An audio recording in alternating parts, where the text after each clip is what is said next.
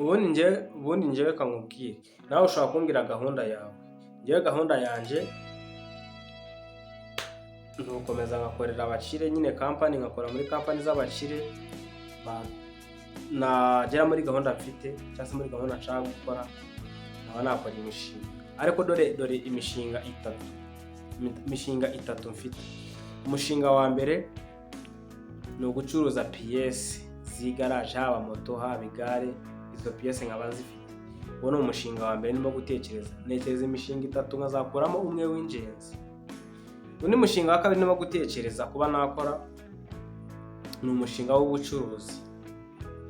Ubucuruzi ubu ngubu busanzwe, ubucuruzi busanzwe, ariko nanone higanjemo ibintu bijyanye n'ibiribwa. Niba ari gutyo nayo. Iyo tuvuze ibiribwa, imyaka,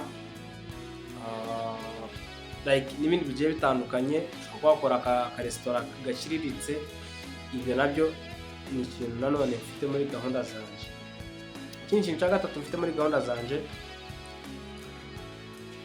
ni ukuba nagira gute, ni ukuba nakora ikijyanye na podcast yo kuzajya nganiriza abantu, haba mu buzima bwa buri munsi cyangwa se mu bintu nyine mfite gahunda zo gukora.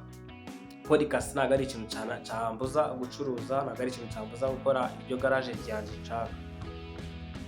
Iyo tuvuze podcast, ni ahantu utegura ugashyiraho igikoresho cyawe, ukavuga utanga nzajya nakigiraho abantu runaka tuganire ku ngingo zigiye zitandukanye twifashishije iyi channel yacu. Ushobora kuzabura umwe rero nawe uzisanga muri abo ngabo, wazisanga ahangaha turimo kuganira. Ibyo ni ibintu bitatu ndimo gutekereza mu mutwe wanjye, ariko icy'ingenzi ni igaraje. Icya kabiri ni ubucuruzi. Ibyo ni ibintu bibiri. Icya gatatu ni ugukora podcast cyangwa se studio nzajya nzanamo abantu tukaganira kijyanye n'iterambere, kijyanye n'ubuzima bwa buri munsi byose. Ibyo ni ibintu bitatu ndimo gutekereza kuba nakora. Nawe rero niba uri tayari, wabanza ugatekereza ati se njyewe uyu munsi mfite iyihe gahunda. Gahunda yanjye mwayumvishije, ariko nanone impamvu bitarashyirwa mu bikorwa ni uko nyiri ku kazi k'abandi. Buriya iyo uri ku kazi k'abandi byagisa kukubaha, akazi urakubaha, ukavuga uti nzakorera bosi, ndi mu gihugu kitari icyanjye, ndi Uganda, ndi Kampala. Ntawamenya ejo n'ejo bundi nasubira mu Rwanda mfite ibiceri byanjye, ngatangira izo gahunda zanjye. Ariko podcast yo biroroshye, kubera ko niba afite YouTube channel 3, Sam Media TV, Umuhoro Sports TV ndetse na Sam Real Talk. Ibyo uko ari bitatu ndifuza kuzajya nzanaho abatumirwa, nanjye nkagira gute, nkagira brand ikomeye. Iyo ni gahunda mfite. Izindi gahunda ebyiri ni ubucuruzi, ariko nanone ubucuruzi bwa PS z'ibinyabiziga ndetse n'ubucuruzi bujyanye n'ibicuruzwa nyine bisanzwe, ko iduka ukabona ibintu nk'ibyo nyine birimo. Izo nizo gahunda mfite, ariko nanone birasaba igishoro. Niyo mpamvu nifashishije abanyamwuga bakanshakira akazi mu gihugu cya Uganda. Nawe akazi wakabona. Uti wakabona gute rero? Hari nimero ya 078 63 63 395 078 63 395 iri aho ngaho hasi. Ni nimero igufasha kubona akazi. Abanyamwuga baguha akazi ako waba ushoboye kose. Ushaka kuvuga uti njyewe sinjya nkunda ibintu by'imbaraga bimvunagura, baguha akazi ko gukata amatike, bakaguha akazi ko muri resitora, bakaguha akazi ko gukirininga cyangwa se ubukirina, bakaguha akazi ubushoferi. Abanyamwuga nibo bamfashije aka kanya kugira ngo ngere aho ndi aka kanya. Abanyamwuga niyo kampani yonyine mu Rwanda ishaka abakozi. Iyo ushaka kujya gukorera muri Kenya, abanyamwuga babigufashamo.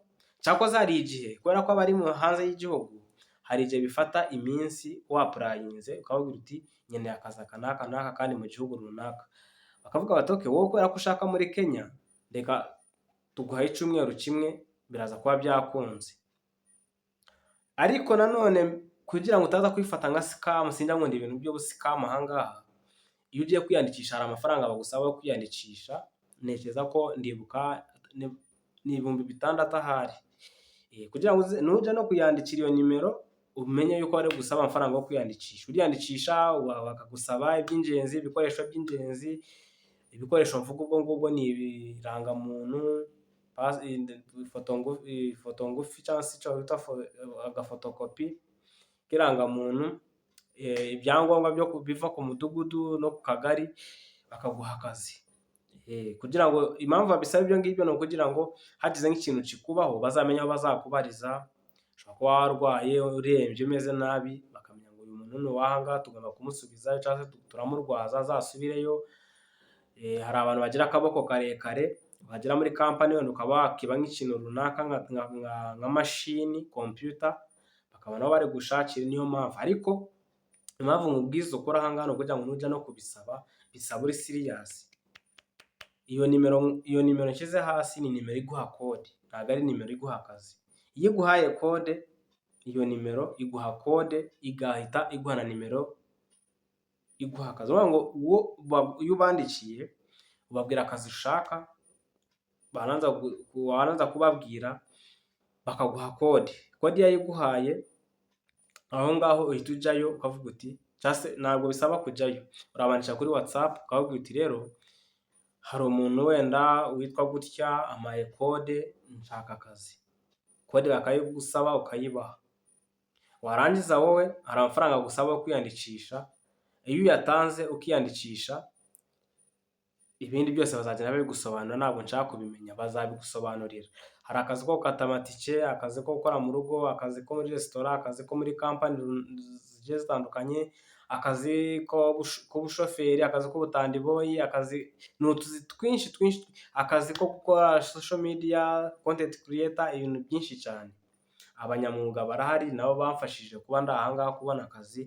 Mu Rwanda byari bigoye ko nabona akazi kampemba amafaranga nshaka, niyo mpamvu nahisemo kuza Uganda.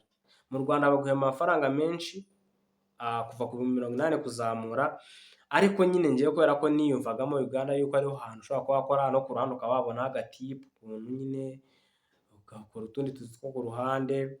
Niyo mpamvu nahisemo Uganda kugira ngo abe ariho nkorera, cyane ko ari igihugu cy'abaturanyi.